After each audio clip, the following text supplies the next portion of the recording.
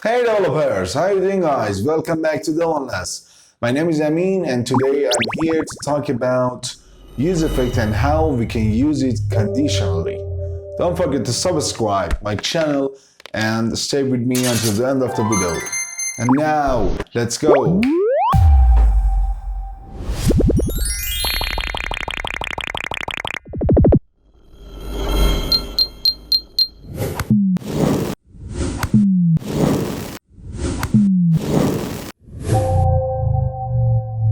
Nicely done. Now we all are familiar with UseEffect, the second hooks in React.js, and the syntax of UseEffect and how we can use it to use some side effect, for example, changing this document title in our project. But today, as I said, we are going to talk about how we can use it conditionally. For example, this UseEffect and this document title change. What if I want to change this document title when this value is bigger than 1? I want to start with this. For example, if value is bigger than 1 and just cut this UseEffect and paste it here. When I've saved it, we have a big fat error in our web browser. As you guys can see, it's related to React hooks, some rules about React hooks, and that we cannot use something like this in our if statement. So if we want to use some condition for our side effects, we should use it inside our UseEffect. For example,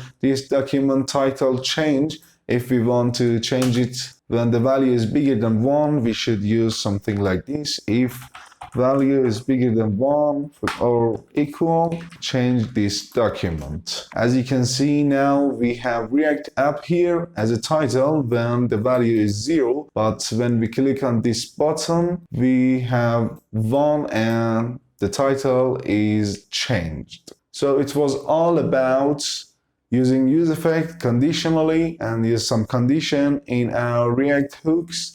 The second React hooks UseEffect. And now we are at the end of our video today. Thanks for watching, guys. Don't forget to subscribe my channel and of course put a like and comment for me to inspire me to put more videos for you. Be nice, guys. Farewell.